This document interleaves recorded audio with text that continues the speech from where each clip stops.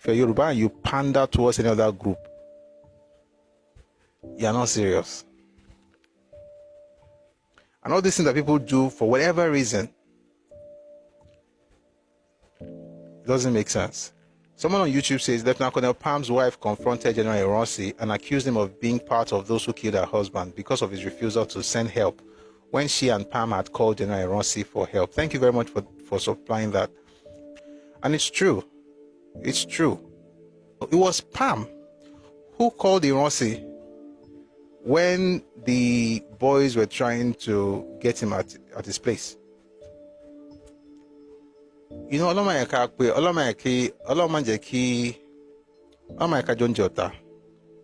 the funny thing that happened that night?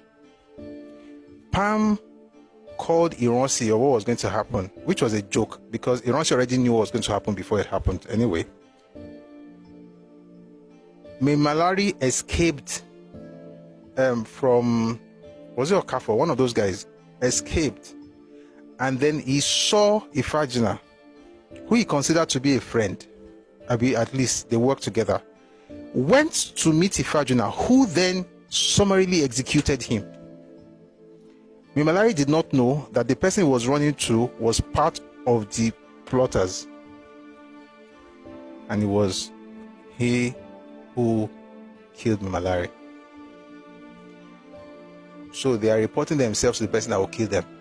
So that was what Pam did essentially, telling Ironsi. Ironsi could have as well just take phone and just call other people. Now where in they be that to go meet them there? It is well. Let's get back to Colonel Banjo's broadcast. It says, it was then my view that any attempt to use the Nigerian army for any military action within Nigeria would only have the effect of breaking the army into its tribal components, of which the northern component would represent the lion's share. This northern component, effectively under the control of the northern feudalists, this is the issue for him. This northern component, effectively under the control of the northern feudalists, will then be inevitably employed to impose on the rest of Nigeria the most repressive northern domination. I was one of the senior officers of the Nigerian army who decided to accept responsibility for Nigeria. In fact, on that occasion, I was the chief spokesman for the decision.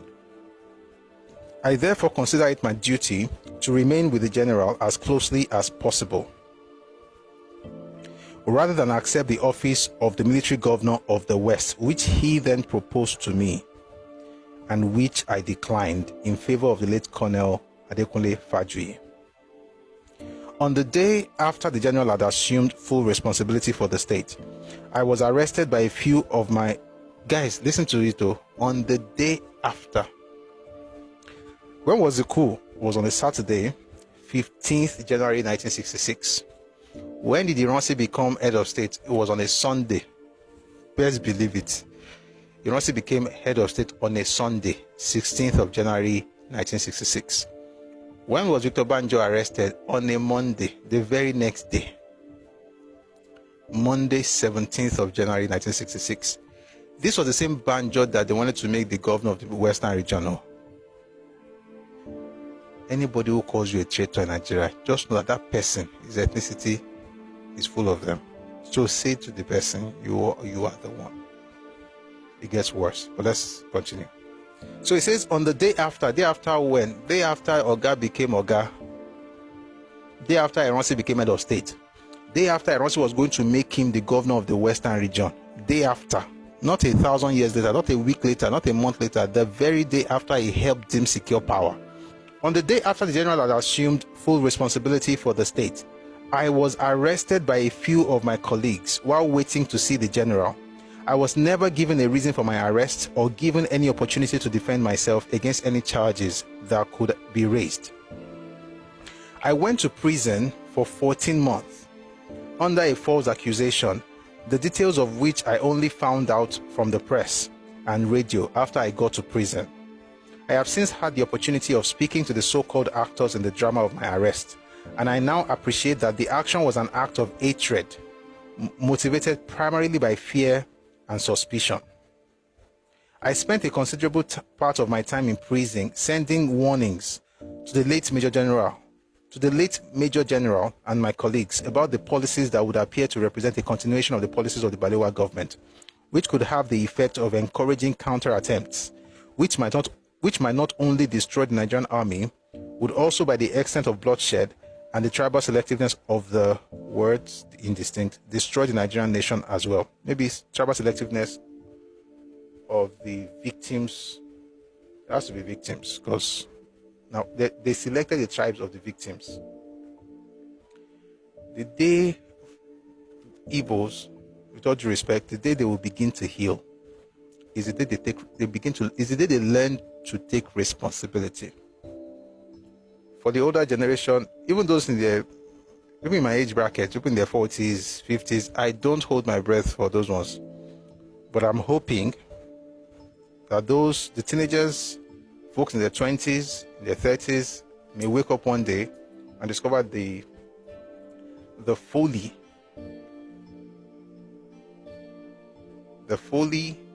of the aversion for accountability. Let's continue. The inevitable has now happened. By the way, when he said he warned him, he told him that this thing you have done, who is to say something like this will not happen again? It says here, the inevitable has now happened. So he was talking about the fact that he warned him that what you've done, like anybody could just wake up to do the exact same thing to you, which was exactly what happened on 29th July 1966 when Ironsi was unalived. The inevitable has now happened, which would seem to confirm that my fears were well founded. There is now an army at the disposal of the feudal North, an army that has lost all the traditional discipline and standards of a responsible army. There is now a government of the Federation that is sustained by violence. This person talking has not been to Nigeria in 14 months, has just been in Biafra land, but he's talking as though he knew what he was talking about. Which army was at the disposal of feudal North to destroy Nigeria? If this army was still under the control of Murtala Mohammed, I would say most likely he's right. He will be right, but no, he's wrong. But guess what? That's what happens when you're idealistic and naive. Your blind side don't count because you think you see everything. May God help us. Let's continue. He says, the inevitable has now happened, which would seem to confirm that my fears were well founded. There is now an army at the disposal of the feudal North, an army that has lost all the traditional discipline and standards of a responsible army. There is now a government of the Federation that is sustained by violence and is therefore tied to the ambition of the Northern feudalists. There has been a considerable amount of bloodshed, chaos, and tribal bitterness among such people.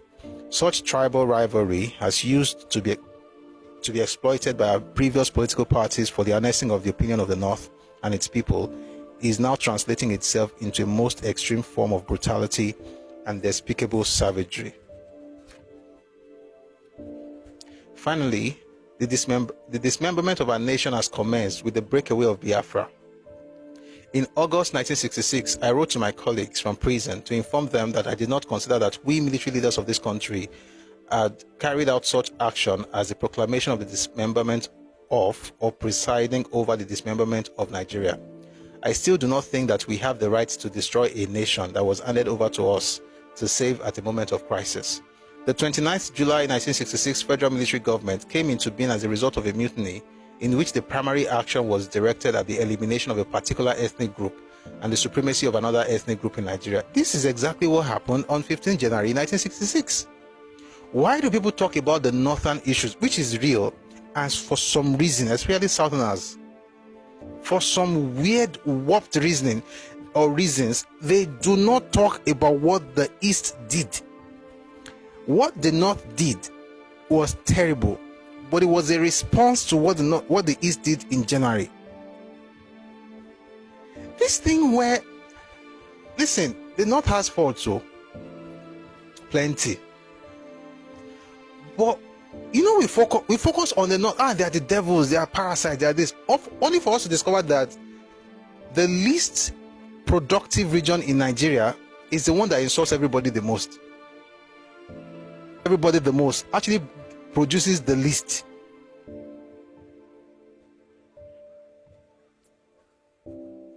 The North has its fault, but the thing about Yorùbá all these Yorùbá king that think that they're doing fairness, and most of you see a lot of them, for instance, that they do videos on YouTube, documentaries. Yorùbá people doing documentary, and you're looking at this person. Two sentences, they'll blame the North. Another 4 sentences, they'll blame the North. Like, the North, when is their fault? I will say it. For instance, we said what Murtala Mohammed did. We talked about the ideals of Sardauna, of the Northern hegemony, of the Northern elites, and their plan to take over the country, and what they did in the Western region, for instance, from 1962. We can talk about all of those things, but why do we act like? I mean, we've also talked about what happened in the West, what we did in 65. Well, not we, but we, because now Yoruba people do have in Yoruba land, by the way. The whole West here crisis, it happened because a particular part of us, decided to somehow take political power without ever being elected. That is something that we need to. If you want to grow a nation, want to build a nation, you cannot be shouting, Fulani is your problem, Fulani is your problem, and forget the fact that there's another person who may not be going on rampage like the Fulani, but who may be fighting PSYOP. You know what they call PSYOP? Psychological operations. Like they're telling you women are dirty. They are telling you are cowards. They are telling you they bought your land. Meanwhile, this person who is talking, he doesn't have a house, so he lives under the bridge. But he's bold, and you don't know better. They are saying these things. Oh, your soup is bad. Oh, we got your soup. Oh, we own your land. Even if the original place of Yoruba people, we owned it. These things, let me tell you something. It's actually worse than the person carrying gun. The person carrying gun now, they shoot the gun, they discharge, you deal with it, that's over. The person who speaks like this, they are affecting generations. But you do like, since they're not the problem, let me align with them. I remember years ago, some Yoruba people said they want to align with this. I was just like, they said they are doing Southern Alliance. You don't learn anything from history. Have you ever had any situation where you actually had a Southern Alliance? Whenever it was proposed, who proposed it? And who always destroyed it? Have you forgotten your history? And guess what? The funny thing about Nigeria is that Nigeria's history is like tomorrow's newspaper. If you study it well enough, you can almost tell what's going to happen to, like, you will be able to predict better. I'm not saying you'll be perfect, of course, it doesn't make you Nostradamus or prophet, but it helps you understand what is happening right now. You see obedient movement, you don't even have to waste your time to understand obedient movement. Just understand Zikism, you get obedient movement. Everything they are doing is a replica. Every single thing. The only difference is the tool they are using and the time that we are in. Every single thing they do, the violence, physical violence join. The counseling, Ziki's movement did the same thing. The idea of telling some people that they are tribalists, even though they are all from the same ethnic group, they did it. The idea of having Yoruba people join them to insult Yoruba people, it's there. Whatever you are seeing right now, these ones, they have parents, and their parents lived in the 40s, or maybe their ancestors lived in the 40s, and they are just like these ones. And they never end well. Because if you want to become a persona non grata in Yoruba land, just keep doing what you are doing in obedient movement. As a Yoruba person, keep doing it. What will make a person who has brains in 21st century to say that Afenifere belongs to all Nigerians? You already know that there's a problem. Every single thing. When you begin to notice that you go to certain spaces and everybody that's representing the party, thank you for writing that, Rewaju, everything representing the party, NCNC, are Igbo, in a particular area. What you see in Lagos, you just see Igbo in LP, take over the place. The idea is not to build something. The idea is, if you have built something, I have a right to get in there and take over what you have built. And you can't say anything because I will not want Nigeria. Because for you to say anything about that, that means that you don't You don't believe in one Nigeria. To believe in one Nigeria is to sacrifice yourself and let your land go. Because that's where you can prove to me that you really like me as a Nigerian. May that day never happen again. And for those who are still doing it, I'll tell you something. I love you. I don't hate you. Especially the Yoruba ones among the Yoruba, especially the younger ones, because there's hope for you.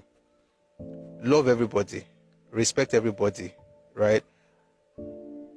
But when it comes to preservation of self, when it comes to preservation of what's yours in your own land, defend it without apology. Like, defend it without apologies.